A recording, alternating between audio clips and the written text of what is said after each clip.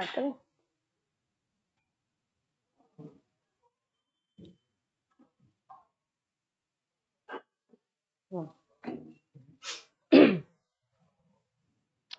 जय Hind everyone, welcome back to the YouTube channel of Race IAS. आप सभी का रेस आईएएस के यूट्यूब चैनल में एक बार फिर बहुत बहुत स्वागत है। This is Shipra Singh and I am going to discuss, यहाँ पे एक ऐसे टॉपिक के बारे में डिस्कस करेंगे जो शायद जिसकी रेलेवेंसी आपको हर जगह नहीं मिलेगी।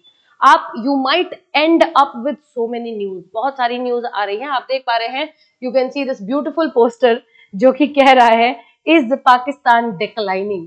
आप पाकिस्तान के बारे में बहुत सारी न्यूज सुन रहे होंगे। आपने जाफर एक्सप्रेस के बारे में सुना होगा, आपने नोशकी हमले के बारे में सुना होगा, बलोचिस्तान के टुकड़े होने वाले ये न्यूज आपने सुना होगा एंड सो ऑन सो फार। लेकिन दोस्तों, ये सारी की सारी जो गतिविधियां पाकिस्तान में चल रही हैं, इनका डायरेक्ट रेलेवेंसी भारत से कैसे जुड़ा हुआ है, और भारत में भी साइमल्टेनियसली कुछ गतिविधियां हो रही हैं जो कि आपस में एक दूसरे से इंटरकनेक्टेड हैं।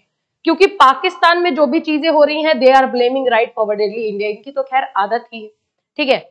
मैंने हमेशा से कहा भी है कि इनकी बेटी की जो है, इनके पाकिस्तान के घरों में जब बेटी का ब्याह बाल विवाह हो जाता है तो भी भारत की गलती होती है। इनके यहाँ की इन्फेंट मोर्टेलिटी हो जाता है तो वो भी भारत की गलती है। इनके यहाँ कार एक्सीडेंट्स बढ़ने लगते हैं तो वो भी भारत की गलती है। इनके यहाँ आर्थिक संकट आ जाता है, इनके यहाँ घरों में रोटी नहीं बनती तो वो भी भारत की गलती है। नेवरदलेस, लेकिन भारत में कुछ गतिविधियां ऐसी हो रही हैं जो कि प्रूवन है कि इसमें जो पाकिस्तान में घट रही है घटनाएं है ना, उन्हीं का एज एन आउटकम भारत में भी देखने के लिए मिल रहा है। आपको वीडियो के लास्ट तक बने रहना है in order to know the whole story, कि आप इस वीडियो के माध्यम से जानेंगे कि आपका जो भारत है ना, भारत के वेस्ट में जब आप देखेंगे, नॉर्थ वेस्ट में, तो आपको दिखाई देगा पाकिस्तान जो हमसे अलग हो गया 1947 में। तो आज सबसे बड़ा सवाल यह है कि क्या पाकिस्तान के भी अलग अलग टुकड़े होने वाले हैं आगे आने वाले 5 वर्षों में, और अगर होने वाले हैं तो ये टुकड़े इंडिपेंडेंट रहने वाले हैं या ये भारत के साथ आकर के मिल जाने वाले हैं। तो this we will make very clear in this video. आइए चलते हैं, शुरुआत करते हैं आज की वीडियो की, और सबसे पहले बात करते हैं, आप देख रहे हैं जाफर एक्सप्रेस, ठीक है। आप जानते हैं भारत में राजधानी, प्लीज बहुत ध्यान से सुनिएगा, मैं अभी आपको मैप के माध्यम से भी बताऊंगी। ये जो जाफर एक्सप्रेस है ना, आप देख रहे हैं हाईजैक। आज तक हमने जब भी हाईजैक ये वर्ड का नाम लिया तो हमने अपने दिमाग में एक धारणा बनाई कि प्लेन हाईजैक होता है, and this is for the first time that we are also hearing about train hijack. हुए होंगे बहुत सारे, लेकिन पाकिस्तान ऐसा अतरंगी माहौल क्रिएट कर रहा है अपने पास ना, कि ट्रेन हाईजैक हो जाता है पाकिस्तान में वन फाइन डे। अभी ये हफ्ते भर की बात है कि ट्रेन हाईजैक हो जाता है। और न्यूज ये, मतलब आयरनी ये नहीं है कि इनके यहाँ ट्रेन हाईजैक हो गया, आयरनी ये है कि ट्रेन हाईजैक के पीछे हाथ किसका है। तो दोस्तों, हाथ इसके पीछे जो ब्लेम है सारा का सारा, वो रिस्पॉन्सिबिलिटी क्लेम करती है BLA अगर मैं बताऊं तो इसका फुल फॉर्म है Balochistan liberation army. Ma'am, liberation का मतलब तो आजादी होती है, बलोचिस्तान और आजादी। आपको बता दें कि आप गूगल मैप्स खोलेंगे, गूगल मैप्स में इसलिए कह रही हूं क्योंकि सबसे रिलायबल मैप का सोर्स होता है। आपको गूगल मैप में दोस्तों ये आपको भारत दिखेगा, this is your beautiful India. आपको यहाँ पे पाकिस्तान दिखेगा, पाकिस्तान का कैपिटल इस्लामाबाद भी हाईलाइटेड दिखेगा, आपको अफगानिस्तान भी दिखेगा, लेकिन आपको बलूचिस्तान कहीं नहीं दिख रहा है। और आज हम वर्षों से बात कर रहे हैं बलूचिस्तान कहाँ है ये बलूचिस्तान। तो मैं आपको कहती हूं कि पाकिस्तान की इस पूंछ वाले इलाके में आप देखेंगे, एकदम साउथ वाले इलाके में देखेंगे, बलूचिस्तान है। आपने कहा कि मैम हमने कभी देखा नहीं, मैप ने कभी बताया नहीं। हो सकता है आपने ये जो है मैक्सिमाइज व्यू लिया है, मिनिमाइज व्यू लिया है। जब आप इसको मैक्सिमाइज करेंगी तो हो सकता है बलूचिस्तान दिखेगा। आप मैक्सिमाइज कर लीजिए मैप को। मैक्सिमाइज करने के बाद आपको बलूचिस्तान का एक कैपिटल एरिया, जिसको वो लोग खुद से कैपिटल घोषित कर चुके हैं, आपको कुवेता दिख जाता है, लेकिन आपको बलूचिस्तान लिखा हुआ कहीं नहीं दिखेगा। Because this Pakistan, the authorities ये मानने को तैयार नहीं, ये पहचानने को तैयार नहीं। ये जानते हैं, जैसे आपको मैं बता दूं, ये भारत है ना, तो भारत में यहाँ रहते हैं डोगरी, यहाँ रहते हैं यूपी बिहार वाले बिहारी, ठीक है, यहाँ पे राजस्थानी या हरियाणवी, यहाँ पे सिख, और यहाँ पे आगे आप सेंट्रल इंडिया में चले जाएंगे मराठी रहेंगे, फिर तमिल, तेलुगु, सब आपको दिखेंगे। तो ये कौन है? ये डिफरेंट एथनिक ग्रुप्स है हमारे भारत के। हमारा भारत इनसे मिलकर के बना हुआ है। तो पाकिस्तान कहती है कि आप ही अकेले एथनिक ग्रुप्स नहीं रखते हैं, हमारे पास भी अपने एथनिक ग्रुप्स हैं। हमारी कंट्री में जब आप झांक के देखेंगे, आपको सिंधी मिलेंगे, आपको पंजाबी भी मिलेंगे, आपको जो है यहाँ पर प्योर स्ट्रॉन्ग इस्लामी भी मिलेंगे, आपको यहाँ पे ये देखिए, यहाँ पे आपको पख्तूनवा भी मिलेंगे, और आपको यहाँ पे मिलेंगे बलोच। तो बलोच को क्या आप अपनी कंट्री में गुजरात को एक कंट्री बोल सकते हैं? गुजरात एक अलग कंट्री है, हम कभी नहीं बोलेंगे। गुजरात हमारा एक अभिन्न अंग है, और उसके लोग जो गुजराती हैं वो गुजराती बाद में पहले भारतीय हैं। वैसे ही पाकिस्तान कहता है कि ये बलोच बाद में है, पहले पाकिस्तानी है। There is no such place or a country known as Balochistan. But this is not true. अगर बलोचिस्तान एग्जिस्ट नहीं करता तो जाफर एक्सप्रेस को हाईजैक करने वाले बंदे कौन? सबसे बड़ा सवाल ये है। अब थोड़ा सा मैं आपको ओवरव्यू में लेकर के जाऊंगी बलोचिस्तान में। आप बलोचिस्तान में थोड़ा मेरे साथ चलेंगे और आप देखेंगे पाकिस्तान के जिस एरिया को मैंने बलोचिस्तान बताया अभी आपको, ये वो एरिया है जब 1947 में भारत और पाकिस्तान का बंटवारा हो रहा है ना दोस्तों। तो भारत पाकिस्तान तो बट रहे हैं, लेकिन एक और विभाजित एरिया है जिसका नाम है बलोचिस्तान, जो अगले 1 वर्ष तक 1948 तक क्या रहेगा? एकदम स्वतंत्र रहेगा, एकदम अकेला, एकदम फ्री, एकदम इंडिपेंडेंट रहेगा। एंड इट वाज इन 1948 कि पाकिस्तान ने अवैध कब्जा करना शुरू किया, जो कि ये ऑलवेज करते हैं, हमेशा करते हैं। आप जानते हैं कश्मीर के टुकड़े करना चाहते हैं और इनके खुद के टुकड़े हो रहे हैं। They are not very well aware about this. खैर, आप मेरे नैरेटिव पे नहीं जाएंगे, ये मेरा साइड ऑफ द नैरेटिव है ना। आपका नैरेटिव कुछ भी हो सकता है, लेकिन यहाँ पे मैं आपको प्योर न्यूट्रल स्टैंस बताती हूँ, ठीक है। होता क्या है कि बलोचिस्तान है ना, इसको आप एक टाइम के लिए भूल जाइए। बलोचिस्तान कहाँ है और कब तक आजाद था ये मैटर नहीं करता। बलोचिस्तान को ऑक्यूपाई कर लेता है पाकिस्तान 1948 में, और तब से लेकर के आज 2025 तक इन बलोचों की शिकायतें रही हैं, ऐतिहासिक शिकायतें रही हैं कि भाई हम पहले स्वतंत्र थे, इन्होंने हमें एनेक्स किया, तो उसी समय हमें क्रांति करनी चाहिए थी, लेकिन हमने नहीं किया। इसलिए नहीं किया क्योंकि हमने एक विश्वास जताया कि वेस्ट पाकिस्तान, क्योंकि आप जान रहे हैं 1947 के टाइम आज का प्रेजेंट डे पाकिस्तान जो है वो वेस्ट पाकिस्तान था, और present day Bangladesh east Pakistan था। तो इन्होंने कहा कि हमने वेस्ट पाकिस्तान में बिलीफ दिखाया, हमने सोचा कि ये हमारा भला करेंगे, लेकिन लेटली आज तक कोई भला हुआ नहीं है। किस तरीके से भला नहीं हुआ ये मैं आपको बता देती हूँ। इनका सबसे पहला रीजन क्या है भाई? सबसे पहले ये क्यों चिढ़ते हैं, ये पाकिस्तानियों से क्यों चिढ़ते हैं? ये कहते हैं कि राजनीतिक तौर पे और पारंपरिक तौर पे, कल्चरली, संस्कृति इनकी और इनकी पॉलिटिक्स, ये जो सारी के सारे राइट्स है ना, इसको पाकिस्तान की सेंट्रल गवर्नमेंट ने कर्ब किया है। इनका जो पाकिस्तान की सेंट्रल गवर्नमेंट में है ना, सेंट्रल गवर्नमेंट में रिप्रेजेंटेशन की बात आप कर लेंगे तो एक भी बंदा आपको नहीं दिखेगा, 0.02% है। अभी जब बलूचिस्तान लिबरेशन आर्मी ने जब जाफर एक्सप्रेस को हाईजैक किया तो इंटरनेशनल मीडिया के सामने पाकिस्तान की जो सरकार बैठी, आई वॉज अमेज्ड टू सी कि मिनिस्ट्री ऑफ एक्सटर्नल अफेयर्स के बगल में एक ऑफिसर बैठी हुई हैं और जिनका टाइटल है बलोच, है ना, पाकिस्तानी ऑफिसर है जिनका टाइटल बलोच है। ये अचानक से पाकिस्तान को हुआ क्या? एक बलोच ऑफिसर सामने आ गया। खैर, नेवरदलेस, कहने का मतलब ये है कि इनको शिकायतें हिस्टोरिकली भी है। देयर आफ्टर मैं अगर आपको बताऊं कि आर्थिक रूप से किस तरीके से बलोचिस्तान को साइड लाइन किया गया है पाकिस्तान में, कि बलोचिस्तान वो जगह है दोस्तों जहां नेचुरल गैस, अच्छे और वैल्यूएबल कीमती खनिज यानी मिनरल्स, और आप देख रहे हैं Arabian sea, access to the Arabian sea. इसी के साथ साथ आप देख रहे हैं कि लोकल पॉपुलेशन में जो भी इस नेचुरल रिसोर्सेस को यूज करने के बाद, इसका ट्रेड करने के बाद जो पैसे कमाए जाते हैं वो लोकल लोगों में शेयर नहीं होते हैं, बलूचिस्तान के विकास के लिए नहीं लगाए जाते हैं, वो पाकिस्तान की फेडरल गवर्नमेंट इस्लामाबाद, लाहौर, कराची और रावलपिंडी में लगाया करती है। मैम ये कहानी तो कहीं सुनी सुनी लग रही है, बिल्कुल सुनी सुनी है।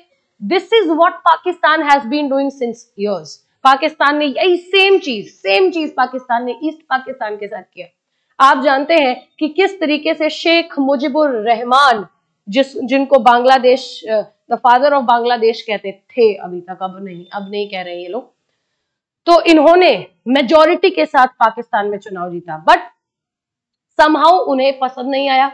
इन्होंने एक तो इनकी सरकार नहीं बनने दी, दूसरा ये चिढ़ते थे कि तुम इस्लामिक तो हो लेकिन तुम बंगाली बोलते हो, व्हाट काइंड ऑफ।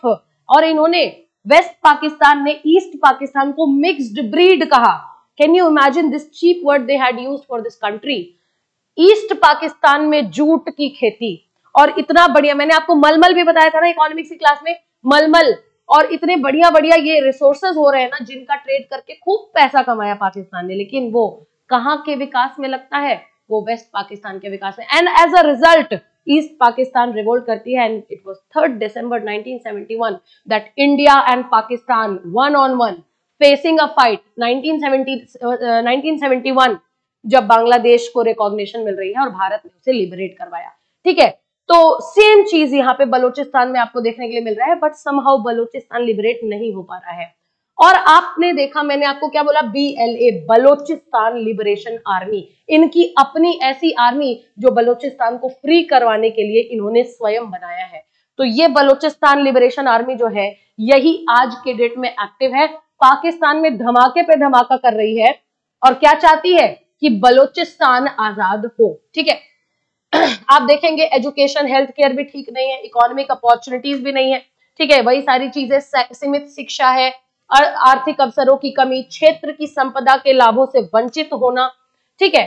फिर आप देखिए मिलिट्री प्रेजेंस, बलूचिस्तान में जब लोगों ने इस तरीके से हड़कंप मचाया है, तो उसको आप मणिपुर देख रहे हैं, भारत में मणिपुर है, भारत में मणिपुर जिस तरीके से जल रहा है दोस्तों, कायदे से अगर पाकिस्तान की सरकार अगर भारत में होती तो इन्होंने ऑर्डर दे दिया होता, मारो काटो, वी कांट डू दैट, ठीक है। हमें इनकी एथनिसिटी को प्रिजर्व करना है, ना कि हमें इनके अंतर्गत जो बवाला है ना उसको सप्रेस करना है। We will not do it. A suppressed government is a gone government. ये मेरे शब्द नहीं है, ये चाणक्य के शब्द हैं, जिनके शब्दों से हम आज भी अपने पॉलिटिकल सिनेरियो में रूल करते हैं, ठीक है। तो आप देख रहे हैं कि किस तरीके से एक्स्ट्रा जुडिशियल किलिंग्स, मतलब इनको बिना मतलब के किसी भी बात में फंसा देना, बिना मतलब के किसी ब्लेम में इनको घसीट लेना, और इस तरीके से इनफोर्स्ड डिसअपियरेंस। आपको पता है पिछले वर्ष में टोटल आंकड़ों की मैं बात करूं अगर, तो ये लोग बताते हैं कि लगभग 58 बलूची कहां गायब हो गए, आज तक उनका पता नहीं चला, कहां गायब हो गए। और ये कौन बलूची थे? ये एक्टिविस्ट थे, सेपरेटिस्ट थे, है ना। तो इस तरीके का टॉर्चर देखने के लिए मिल रहा है इन्हें। इनकी अपनी लैंग्वेज, इनकी अपनी आइडेंटिटी, इनका अपना कल्चर, सारी की सारी चीजें क्या हो रही हैं, कॉम्प्रोमाइज हो रही हैं, और विशेष रूप से पंजाबियों के प्रमुख से उन्हें खतरा हो रहा है, ठीक है। अच्छा, दूसरी चीज, सबसे बड़ा रीजन क्या है पाकिस्तान और बलूचिस्तान के बीच में जो झड़प देखने के लिए मिल रही है? CPEC, China Pakistan economic corridor. क्या है मैम? ये चाइना से होकर के पाकिस्तान को गया, और इन दोनों के बीच में एक ऐसा कॉरिडोर बना रहा है, एक ऐसा रास्ता बना रहा है कि हम ट्रेड जो है देखेंगे इस रास्ते से, बहुत एफिशिएंट वेस्टर्न और ईस्टर्न दोनों ट्रेड होगा। China Pakistan economy. अब आप सोचो कि पूर्वांचल एक्सप्रेस वे बन रहा था, पूर्वांचल एक्सप्रेस वे के रास्ते में जितनी जमीनें आई, जितने लोकल लोगों की जमीनें, सरकार ने करोड़ों के आंकड़ों में लोगों को कॉम्पेंसेशन दिया कि आप अपनी जमीन, थोड़ी थोड़ी जमीन का करोड़ों जो है पैसा लगाया, लोगों ने दाम लगाया और सरकार ने पे किया। क्योंकि हम जहां प्रोजेक्ट, जहां से बड़ा एक प्रोजेक्ट लेके जाते हैं, अभी ग्रीन फील्ड बन रहा है, आप देखोगे जिस जिस गांव से होकर के गुजरेगा उस गांव में आपको डेवलपमेंट देखने के लिए मिलेगी। तो कायदे से अगर देखा जाए तो ये जो चाइना पाकिस्तान इकोनॉमिक कॉरिडोर है, वो कुवेता भी दिखा है ना, कुवेता के आसपास से होके गुजर तो रही है, लेकिन बलूचिस्तान से परमिशन भी नहीं लिया और बलोच के लोगों को डिस्प्लेस भी कर दिया, और बलोच में कोई विकास नहीं। सबसे बड़ा तो यही एक रीजन है। आप हमारे यहाँ पे घुस घुस करके रोड बना रहे हो, रेलवेज बना रहे हो, पोर्ट्स बना रहे हो, है ना, और केवल वही बना रहे हो जहां से आपको रास्ता फैसिलिटेट करना है। What about the other places, the other regions where Baloch live, है ना। तो ये सबसे बड़ा, और इसी के कारण मैं आपको बताऊं, चाइना पाकिस्तान इकोनॉमिक कॉरिडोर को का कंस्ट्रक्शन करने के लिए जो चाइना से इंजीनियर जाते हैं ना बलूचिस्तान, उन्हें काट दिया जाता है, उन्हें बलोच जो है वो काट देते हैं। तो इस तरीके से आप देख रहे हैं इतनी सारी प्रॉब्लम्स को काउंटर करते हुए सामने बलूचिस्तान है, और ऐसे बलूचिस्तान से निकले हुए ये जो लोग अलग करने की बात करते हैं बलूचिस्तान को पाकिस्तान से, उन लोगों ने क्या किया, वन फाइन डे क्या करते हैं ये लोग, जाफर एक्सप्रेस जो उतनी ही इंपॉर्टेंट है पाकिस्तान के लिए जितनी इंपॉर्टेंट भारत के लिए उसकी राजधानी, जाफर एक्सप्रेस को ये लोग क्या करते हैं, इसको कैप्चर करते हैं, हाईजैक करते हैं, और इस वक्त इस ट्रेन में 450 से भी ज्यादा पैसेंजर्स घूम रहे हैं। ये इंपॉर्टेंट नहीं है, इंपॉर्टेंट एक और बात है कि लगभग 150 आर्मी सोल्जर्स भी, आर्मी पर्सनल्स भी यहाँ पे, पाकिस्तान आर्मी के पर्सनल्स भी यहाँ पे जा रहे थे, ट्रैवल कर रहे थे। इन्होंने इसको जो है पूरा हाईजैक किया और इन पैसेंजर्स में से लगभग 26 पैसेंजर्स को मार दिया। अच्छा, इन्होंने ये चीज जारी भी की थी कि हम कोई पैसेंजर को, लोकल पैसेंजर को खतरा नहीं देंगे, लेकिन हमारे खिलाफ पाकिस्तान कोई काउंटर ऑपरेशन अगर ना करे तो, लेकिन पाकिस्तान ने काउंटर ऑपरेशन किया। 26 पैसेंजर्स और लगभग 15 आर्मी ऑफिसर्स को इन्होंने मारा है।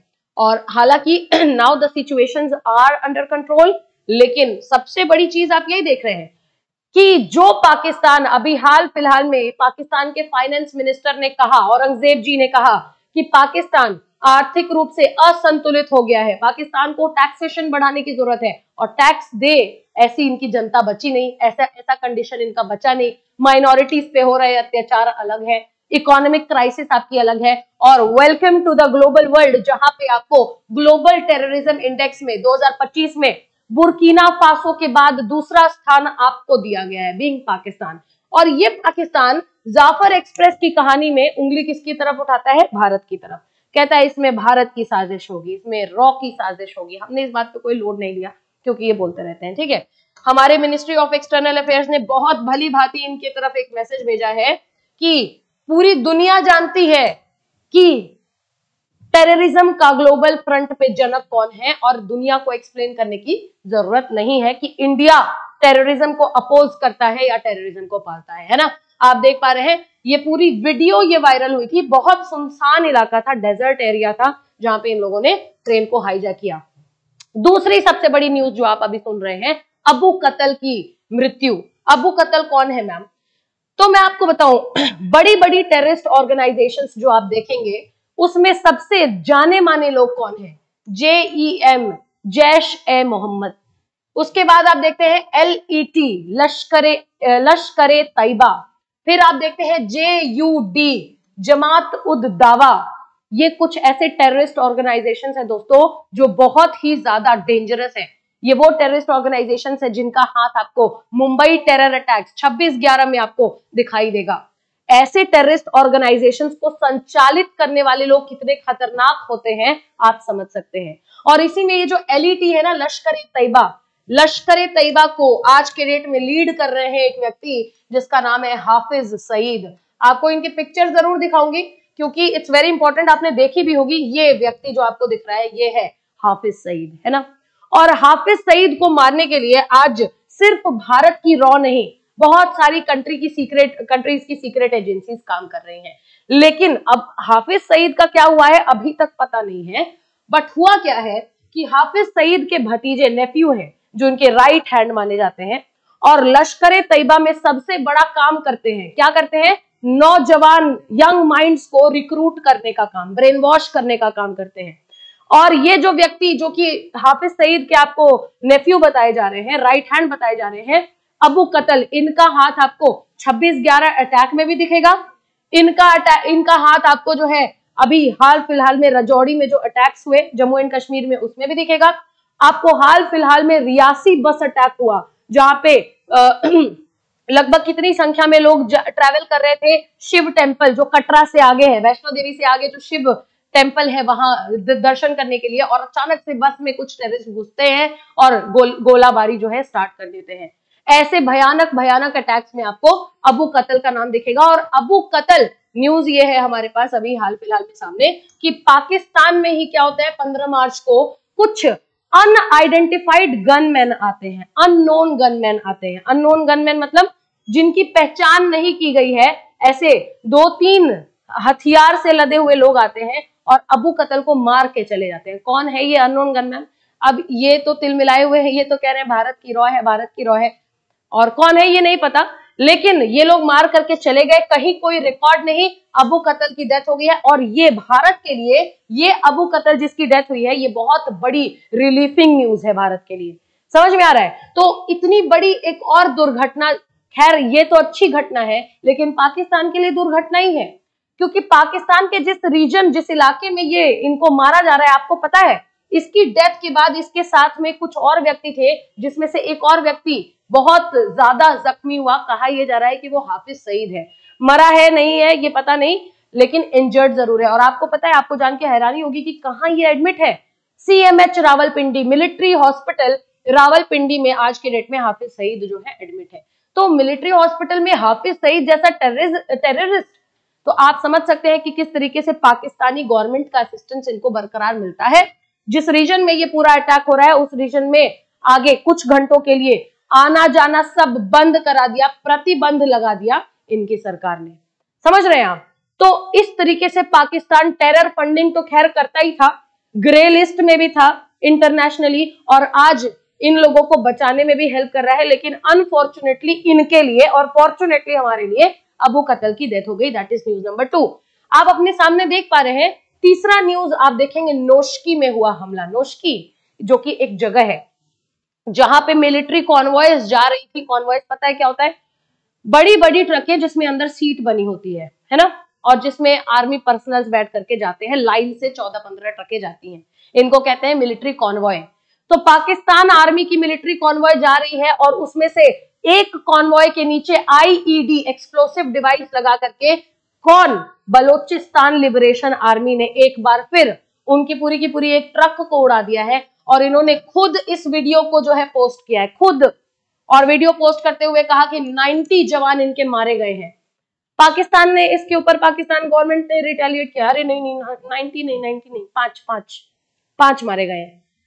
इज्जत ढकने वाली बात हो गई ना अब तो। लेकिन पूरा बकायदा इनके पीछे आप देख रहे हो, पूरा इनके पीछे जो कि एक डिटेल्ड वीडियो है, इसको आउट किया है बलूचिस्तान लिबरेशन आर्मी ने। तो ये आपके सामने नोशकी हमला भी है। लेकिन बात यहाँ पे खत्म नहीं हो रही है। मैं आपको पाकिस्तान में हुए हमले एक पे एक इसलिए नहीं दिखा रही हूं, क्योंकि यही रीजन है पाकिस्तान के डिक्लाइन होने का। जहां पाकिस्तान में बलोच सेपरेटिस्ट इतना हमला कर रहे हैं, क्यों कर रहे हैं ये आपको पता है, वहीं भारत में भी कुछ हमले हो रहे हैं। आप जानते हैं अमृतसर बहुत दूर नहीं है, और 1984 की बात है जब ब्लू स्टार ऑपरेशन भारत को कंडक्ट करना पड़ा, और अमृतसर में जो तबाही मची, ये पाकिस्तान की ग्रूसम एक्ट थी कि भारत जैसी विविध कंट्री में पाकिस्तान ने क्या किया कि हिंदू वर्सेस सिख कराने की कोशिश की। और एक बार फिर दोस्तों आप देखेंगे कि इसी एक पाथ के तरफ चला जा रहा है पाकिस्तान, जहां पे अमृतसर में आप देख रहे हैं एक और ग्रेनेड अटैक हो रहा है। वेरी रिसेंटली हुआ क्या है कि अमृतसर का ठाकुर द्वारा टेम्पल है, एक टेम्पल है जिसका नाम ठाकुर द्वारा है, और बहुत ही मिनिमल लेवल का टेम्पल है। ये टेम्पल है, आप देख रहे हैं, ये कोई बहुत बड़ा टूरिस्ट प्लेस नहीं है। This is the temple I am talking about. और रात के 12 साढ़े 12 बजे के करीब क्या होता है कि 2 लोग आते हैं बाइक पे, और ये अपने बैग में से एक ग्रेनेड निकालते हैं। आपने पिक्चर में देखा होगा, ग्रेनेड को फेंकने से पहले एक पिन निकाली जाती है। तो जो व्यक्ति वो पिन निकाल रहा था ना, वो उसको उससे वो पिन निकल नहीं रही थी। सीसीटीवी कैमरे में सब आया है, आप इंटरनेट पे सर्च कर सकते हैं। उससे वो पिन निकल नहीं रही है, वो खूब स्ट्रगल कर रहा है, और जैसे ही पिन निकली उसने फेंक दिया। इससे हमें क्या पता चलता है कि वो दोनों नौसिखिए थे। उन्हें, ये 2 ऐसे नौजवान थे जो कि अमृतसर और पंजाब के लोकल्स थे, जिन्हें किसी ने बरगलाया है, ब्रेन वॉश किया है ना। अमृतसर में एक आपको ठाकुर द्वारा पे ये अटैक जो देखने के लिए मिल रहा है, this is not the only one attack. पिछले 1.5 महीने में ऐसे 5 से 6 टेम्पल अटैक हो चुके हैं, इंक्लूडिंग वेरी रिसेंटली कल परसों में। आप देखिए, कल परसों में हुआ है एक और अमृतसर में गोल्डन टेम्पल, आप जानते हैं, very famous place. Once again यही तो है ब्लू स्टार की वेन्यू। और गोल्डन टेम्पल में एक बार फिर एक आदमी आ जाता है अचानक से, एक आयरन रॉड लेकर के, और 5 लोगों के ऊपर हमला करने लगता है। भारत में इसी सीरीज में कल की बात में अगर आपको बता दूं, तो वैष्णो देवी टेम्पल में एक महिला गन लोड करके लेके चली जाती है अंदर। ये गतिविधियां भारत में अचानक से जो बढ़ गई है, अचानक से कैसे बढ़ सकती है जब पाकिस्तान में ये सब कुछ हो रहा है। So now we ask a question, that is Pakistan ISI behind these grenade attacks. Pakistan का इंटेलिजेंस जो एजेंसी है, जैसे हमारी रॉ है, ISI उनकी है। और मैं आपको बता दूं, ISI पाकिस्तान को आप कितना भी जोकर समझ लीजिए, लेकिन ISI is one of the world's best intelligence. इन्हीं के पास तो सारे इंटेल है टेररिज्म के। स्वयं टेररिस्ट इनके यहाँ करके इंटेल दे करके जा रहा है, इससे बेहतर इंटेल किसकी हो सकती है। और ये हमें कैसे पता चला है, अमृतसर में जहां पे ग्रेनेड अटैक्स हो रहे हैं, वहां पे जो डिटेल्ड इन्वेस्टिगेशन की गई है ना, तो पुलिस ने वहां पे ये पता लगाया है कि ये जो 2 नौसिखिए हैं, इनमें से इसमें बहुत प्लान में जो इनके ग्रुप में जो शामिल होते लोग हैं उनको पकड़ा गया, कहीं किसी से पूछा गया। तो ये बताते हैं कि हमें अननोन कॉल्स आते हैं, हमने इन लोगों को कभी देखा नहीं ना अमृतसर में। Amritsar is a very small place, हमने इन्हें अमृतसर में कभी देखा नहीं, लेकिन ये हमें बहुत पैसे देके जाते हैं। So who are they? So we make an assumption, not an assumption, a clear-cut evidence-based assumption that ISI is literally there. अब आप ये भी पूछ सकते हैं कि मैम जब वो लोग ये बात रटते हैं कि रॉ है इसके पीछे, रॉ है इसके पीछे, तो आप उसको गलत कह रहे हो और हम ISI के ऊपर शक कर रहे हैं तो आप उसको सही कह रहे हो। No, this is not a शक। रॉ आपके यहाँ हो रही सारी गतिविधियों के पीछे है। आप उसके लिए अगर एक भी एविडेंस ले आ पाए, आपने तो अबू कत्ल के कत्ल में जो 2 लोग थे उनको भी अननोन गनमैन बताया है, तो कहां से रॉ आ गया इसके पीछे? तो यहां पे सबसे बड़ी बात क्या है, व्हाट आई मीन टू से इज कि amid all those attacks, ये जो भी चीजें मैं आपको यहाँ पे दिखा रही हूं, सबसे बड़ा सवाल ये आता है कि मैम इकोनॉमिकली गए, पॉलिटिकली गए, आसपास के नेबर से अच्छे संबंध रहे नहीं, ग्लोबल लेवल पे इंसल्ट अलग हो गई, क्या बचा है इस कंट्री में? मैं बताऊं बचा क्या है? यूनिटी। यूनिटी इसलिए इनके पूरे क्षेत्र में कुछ भी हो जाए ये इस चीज को आउट नहीं करते हैं। अनटिल रिसेंटली जब इनके फाइनेंस मिनिस्टर औरंगजेब जी ने ये स्टेटमेंट दिया कि हमारे यहाँ इकोनॉमिक क्राइसिस चल रही है, उससे पहले किसी को नहीं पता है। दिख तो सबको रहा है, लेकिन इन्होंने कभी खुद एडमिट नहीं किया कि हमारे यहाँ इकोनॉमिक क्राइसिस चल रही है। तो सवाल यहाँ ये है कि ये बलूचिस्तान बट जाएगा? जी हाँ, बिल्कुल बटेगा। कभी भी इतिहास गवा रहा है कि इतना ज्यादा, इतने बुलबुले जब आते हैं ना किसी भी कंट्री में, that country is about to separate. Now the real question is कि क्या बलूचिस्तान भारत के साथ मिल जाएगा? The answer is, मेरे लिए आंसर डिपेंड करता है मेरे ओपिनियन पे और आपके लिए डिपेंड करेगा आपके ओपिनियन पे। मुझे लगता है नहीं, स्ट्रेट फॉरवर्डेडली नो। कुछ समय के लिए नो, फिर आगे कुछ समय के लिए यस। कुछ समय के लिए नो कैसे? क्योंकि बलूचिस्तान को वापस से 1948 चाहिए, जब ये लोग एक इंडिपेंडेंट स्टेट थे। They were not Indian, they were not Pakistani. जिस तरीके से इन्होंने वेस्टर्न पाकिस्तान की गवर्नमेंट पे भरोसा दिखाया, उस तरीके से ये अब किसी भी गवर्नमेंट पे इनिशियली भरोसा नहीं दिखा सकते। तो दिस इज फॉर श्योर कि इनिशियली तो ये इंडिया के साथ मर्ज नहीं होंगे। नाउ अगर इनके पास कोई रियली पॉलिटिकली बहुत एक मतलब अच्छे खासे जाने माने लर्नेड पीपल है, तो वो इस बात को समझेंगे कि ये पूरा विश्व है ना, इसमें बलूचिस्तान के साइज की कंट्री और बलूचिस्तान जो कि हमेशा से सप्रेस्ड रहा है, ऐसे इकोनॉमिकली, एजुकेशनली, सोशली बैकवर्ड लोग शायद से विश्व में सरवाइव नहीं कर पाएंगे।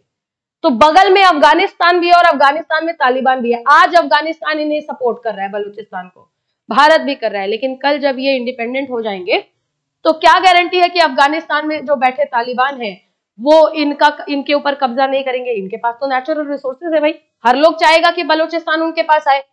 तो अगर यहाँ पे एक वाइज डिसीजन बनता है तो definitely they should join India. क्या मैम इंडिया वेलकम करेगा? जी हाँ, बिल्कुल इंडिया में वेलकम करेगा। इंडिया ने मणिपुर वायलेंस के बाद कह दिया है म्यांमार में, जो मिजोरम से होकर के लोग म्यांमार जा रहे हैं और म्यांमार में अरक्कन आर्मी बैठी हुई है, आपस में ही मारकाट कर रहे हैं, उन्होंने कहा है वहां चिन स्टेट करके जो है एक क्षेत्र है जहां कुकीज रहते हैं, चिन स्टेट को कहा है, म्यांमार के चिन स्टेट को, कि देखो हमारे यहाँ भी कुकी हैं, तुम्हारे यहाँ भी कुकी हैं, लेकिन तुम अगर चाहते हो कि तुम भारत में मिल जाओ तो हम तुम्हें खुले बाहों से एक्सेप्ट कर लेंगे। लेकिन अगर ये तुम चाहते हो कि मिजोरम और मणिपुर जाकर के वहां की कुकी जो है जाकर के तुम्हारे में मिल जाए और ये क्षेत्र मिल जाए, तो सॉरी, फिर हमारे हाथ बंद जाते हैं। We are not welcoming you in any case. So if you want to come, we will not let any part of India go. तो ये एक बहुत बड़ा टेंशन अभी जो है साउथ ईस्ट में चल रहा है, और पाकिस्तान का क्या यहाँ पे एक कंक्लूजन होगा, ये बहुत ही ज्यादा अवेटेड चीज है, जिसके लिए मैं, आप, हम सब लोग एकदम इत्मीनान से इंतजार कर रहे हैं। साथ ही साथ भारत के लिए खतरा बढ़ता भी जा रहा है, क्योंकि भले ही आशंका में ही सही, लेकिन काउंटर करने के लिए ऐसे ग्रेनेड अटैक्स और ये सारी की सारी चीजें आप देख रहे हैं कि पाकिस्तान निरंतर भारत की तरफ जो है फेंकता जा रहा है। So that is it for today. मिलेंगे अगली एनालिटिकल वीडियो में इन सम अदर डे, जहां पे डिस्कस करेंगे बाकी के इंटरनेशनली जो इश्यूज हैं उनमें कि क्या चल रहा है। आपको क्या करना है, इस पूरे सेशन को शेयर करना है, लाइक सब्सक्राइब कमेंट, और ज्यादा से ज्यादा जो है इसमें जुड़ना है ताकि आप अपडेटेड रहें और इन्फॉर्म रहें। Thank you so much for watching the video. This is Shipra Singh. Thank you so much and जय हिंद।